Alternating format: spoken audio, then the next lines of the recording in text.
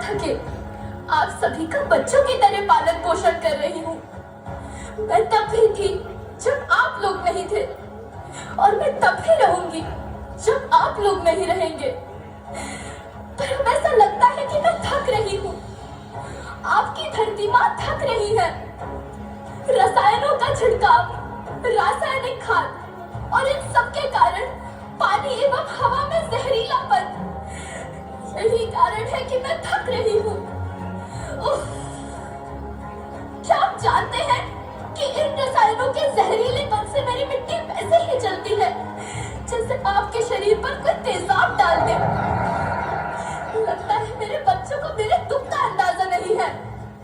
मेरी मिट्टी बंजर हो रही है।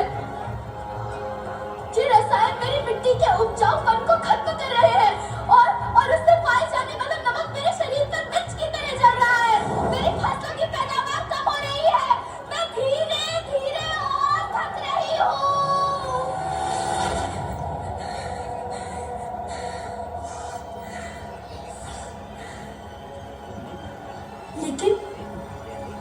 लेकिन अब मुझे याद आता है कि पहले मैं बहुत सुंदर थी, बहुत प्रसन्न थी, हमेशा हंसती थी। मुझे अब भी याद है।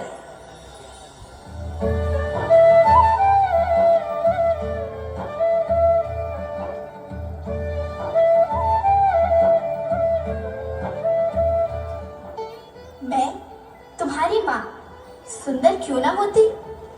मुझे तो सुंदर होना ही था, क्योंकि बीते जमाने में आप मेरे बच्चे ही तो अपनी माँ के रखवाले थे। आप लोग प्राकृतिक खेती करते थे, और फिर हमारी सभ्यता में तो प्रार्थना भी धरती कल्याण की है। ओम द्यौ शांति, अंतरिक्षः शांति, पृथ्वी शांति, औषधयः शांति, वनस्पतयः शांति। ओम शांति शांति शांति।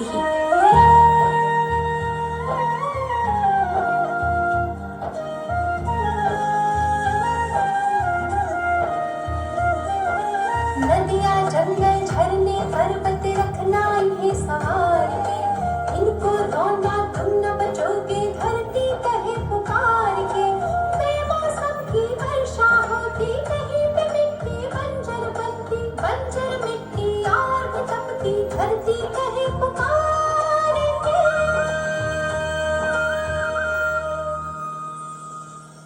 हजारों साल से मनुष्य धरती की गोद में रहता आया है, लेकिन आज मैं आपसे पूछती हूँ कि आपने इसके बदले धरती माँ को क्या दिया?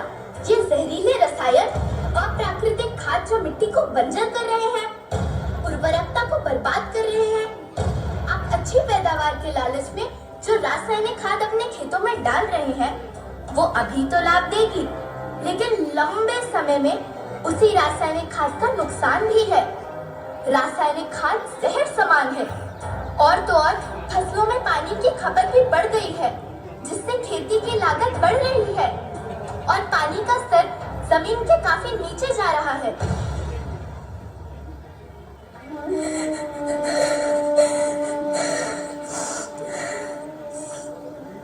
बच्चों, मैं तुम्हारी माँ हूँ। मैंने तुम्हें सुख से जीने के लिए पर्याप्त संसाधन दिए हैं, पर तुम्हारे लालच की पूर्ति के लिए नहीं दिए। ऐसा लगता है कि थोड़ी सी अधिक पैदावार और अपने लालच के लिए आप सब अपनी अगली पीढ़ी, अपने बच्चे के भविष्य के बारे में सोचना भूल गए हैं। सोचो, क्या तुम अपने बच्चों को ऐसे खेत देना चाहते हो जो बंजर हो?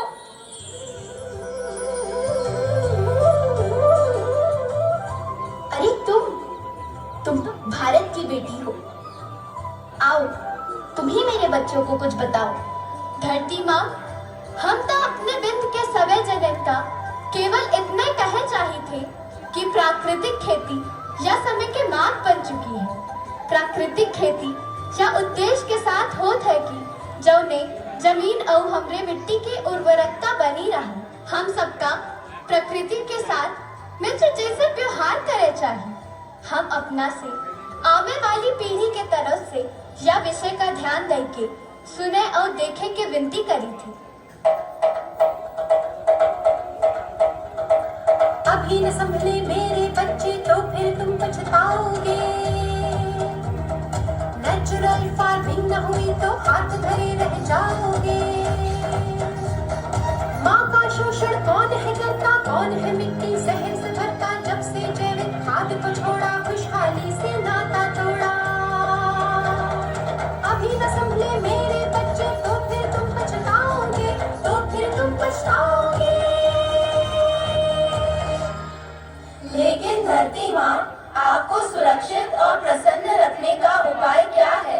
एक ही उपाय है, धरती एक, परिवार एक, भविष्य एक। इस मूल मंत्र को आत्मसात कर लो। प्राकृतिक संसाधन को बचाओ, प्राकृतिक खेती को अपनाओ और परंपरागत देसी पद्धति से, जैसे गो आधारित उत्पाद, जीवामृत, बीजामृत, पंचगव्य, गोमूत्र छाछ का उपयोग करो ताकि मिट्टी की उत्पादकता बनी रहे। याद रखना, मैं माटी हूँ, माँ होना मेरे नाम में बसा है। पोषण करने के लिए ही मैंने जन्म लिया है। करोड़ों सालों तक धरती पर सांसों की डोर आगे बढ़ाई। पेट भरा जब सबका, तभी मैंने संतुष्टि पाई। वो माँ हूँ मैं सबकी, जिसने जन्म न देकर भी जीवन संभव बनाया। अन्नदाता मेरे पुत्र किसान, तुमने ही तो इसमें मेरा साथ निभाया। दिन रात सींच पसीने से मुझको हर मुंह तक रोटी पहुंचाई। जब तुमने माथे मुझे लगाया, मैं हरियाली बनकर मुस्काई। मिट्टी बंजर होने से या धरती के नुकसान से किसी एक देश, एक द्वीप, एक समाज या एक धर्म का नुकसान नहीं है, बल्कि सभी का है, क्योंकि सभी आपस में बंधे हैं। धरती की श्रृंखला टूटी, माला टूटी, सब बिखर जाएंगे, सब खत्म हो जाएंगे।